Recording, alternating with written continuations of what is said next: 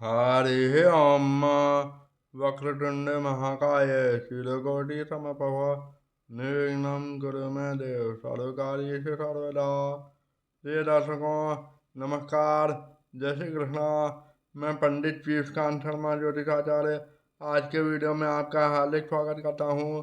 आज के वीडियो में हम जानेंगे कि कुंडली में डॉक्टर बनने के योग कैसे बनते हैं। इसके बारे में हमने पिछले वीडियो में चर्चा की थी। आज उसी चर्चा को आगे बढ़ाते हुए हम आपको बताएंगे कि चिकित्सा के क्षेत्र में कैसे विभाग में विशेषज्ञ होने के लिए कौन कौन से ग्रह, भाव और राशियाँ जिम्मेदार होते हैं, यानी चिकित्सा के क्षेत्र में वह डॉक्टर किस क्षेत्र में विशेषज्ञ होगा। इसके बारे में आज हम विस्तार से चर्चा करेंगे। पिछले वीडियो में हमने सामान्य नियमों की चर्चा की थी डॉक्टर बनने के लिए। आज के वीडियो में हम उस बात की विस्तार से चर्चा करेंगे। पहले महत्वपूर्ण ग्रह, भाव और राशियों की चर्चा करते हैं जो कि चिकित्सा के क्षेत्र में या मेडिकल में ले जाने के लिए महत्वपूर्ण योगदान देते हैं। वह कौन कौन से हैं? ग्रह की बात करें तो सूर्य, चंद्रमा, गुरु और केतु।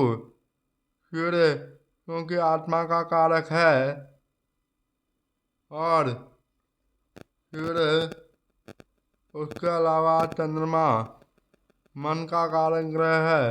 चंद्रमा कमजोर होना बहुत जरूरी है, क्यों इसका कारण पिछले वीडियो में बताया गया है।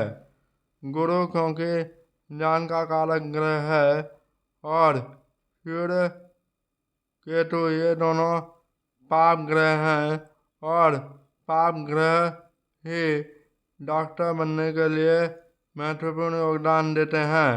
इसके अलावा 12 भावों की बात करें तो 12 भावों में से चौथा, छठा, आठवां, नौवां और 12वां भाव और इनके स्वामी जो हैं वह यदि पाप ग्रह हों तो चिकित्सा के क्षेत्र में सफलता दिलाते हैं।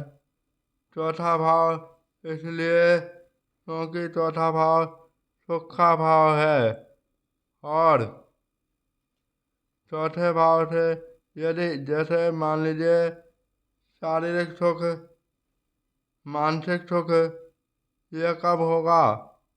जब रोग सही होगा, व्यक्ति निरोगी होंगे।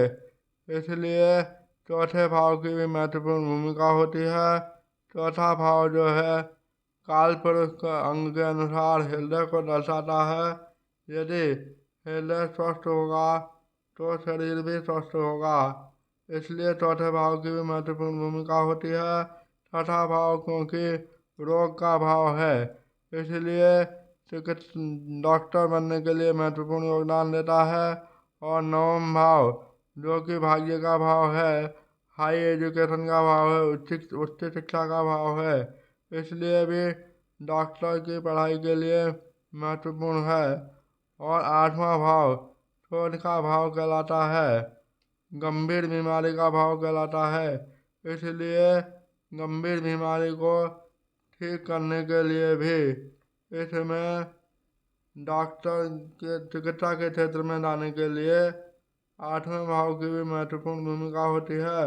और 12वां भाव जो है अस्पताल का भाव है, इसलिए इसकी भी महत्वपूर्ण भूमिका होती है। साथ ही साथ इनके स्वामी जो हैं वो भी बलवान होने चाहिए। और महत्वपूर्ण राशियों की बात करें तो कन्या, कर्क, वृश्चिक और मीन, ये जो राशियां हैं वह चिकित्सा के क्षेत्र में महत्वपूर्ण योगदान देती हैं।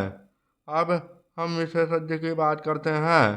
सबसे पहले बात करें साइकोलॉजी या साइकाइट्री या न्यूरोलॉजिस्ट जो होते हैं, उस क्षेत्र में सफलता प्राप्ति के लिए कुंडली में बुध, चंद्रमा, गुरु, केतु की अत्यंत महत्वपूर्ण भूमिका होती है। ये ग्रह बलवान होना चाहिए। और राशियों की बात करें तो मेष, कर्क, वृश्चिक, मीन और कन्या, इन राशियों का महत्वपूर्ण योगदान होता है साइकोलॉजी, साइकाट्री और न्यूरोलॉजिस्ट के लिए। उसके बाद में बात करते हैं हृदय रोग विशेषज्ञ के लिए कौन कौन से ग्रहों की महत्वपूर्ण भूमिका होती है। सूर्य, चंद्रमा, बुध, बृहस्पति। अच्छा, और ये जो चंद्रमा है वो क्षीण चंद्रमा होना चाहिए, तभी यह हृदय रोग विशेषज्ञ के लिए महत्वपूर्ण होता है, उसमें सफलता दिलाता है। उसके अलावा राशियों की बात करें तो कर्क, सिंह, धनु और कुंभ राशि का बलि होना आवश्यक है। इन राशियों के स्वामी का कर्क, सिंह, धनु और कुंभ राशि की महत्वपूर्ण भूमिका होती है।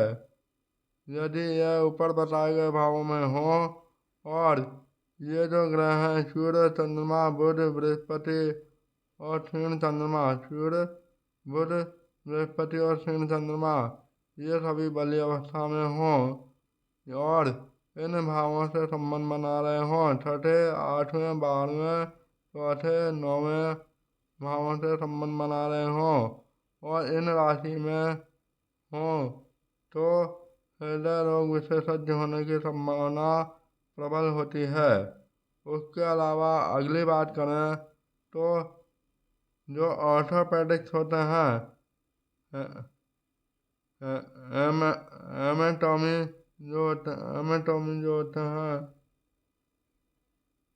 जो हड्डियों के डॉक्टर होते हैं उनके लिए, अस्थि रोग विशेषज्ञ जो होते हैं उनके लिए ग्रहों की बात करें तो मंगल, शनि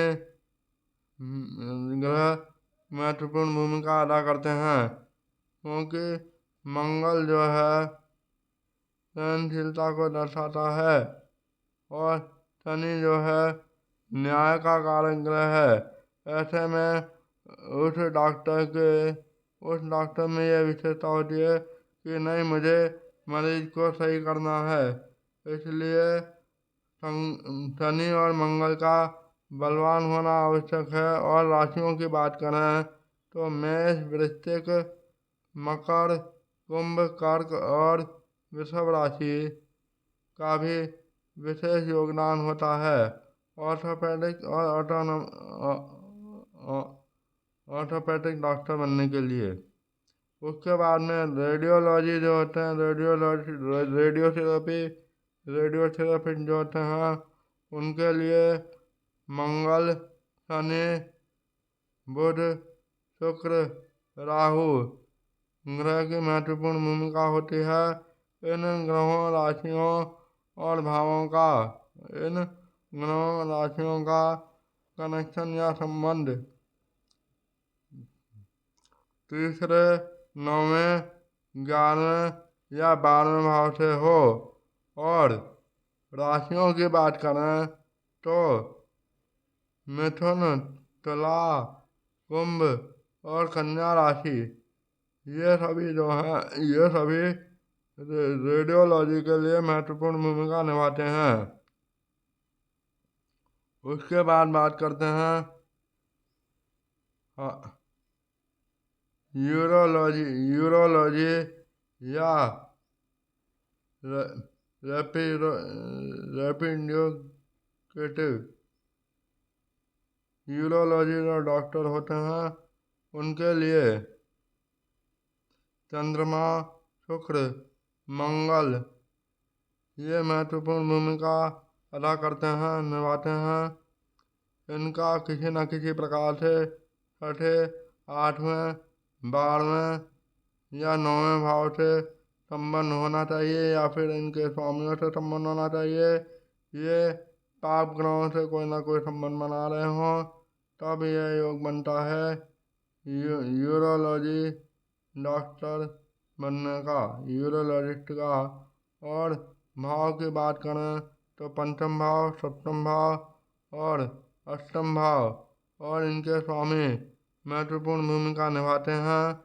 और राशियों की बात करें तो तुला, सिंह, वृश्चिक, कन्या और धनु राशि महत्वपूर्ण भूमिका अदा करती हैं।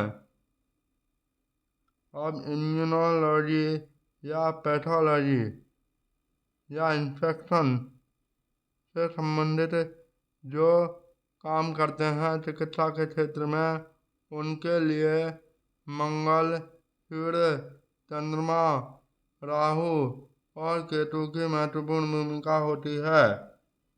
इसी प्रकार से समझना चाहिए कि किस विभाग में किस चिकित्सा के किस क्षेत्र में व्यक्ति महत्वपूर्ण व्यक्ति सफल होता है। कुंडली में वही सूत्र लगाने हैं जो पिछले वीडियो में लगाए गए थे।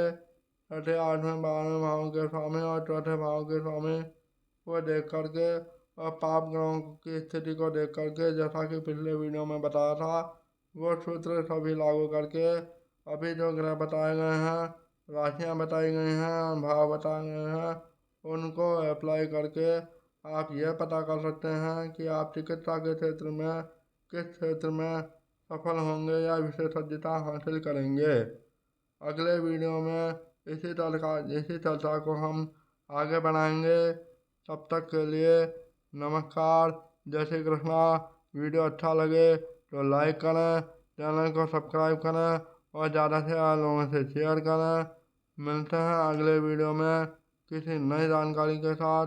तब तक के लिए नमस्कार, जय श्री कृष्णा।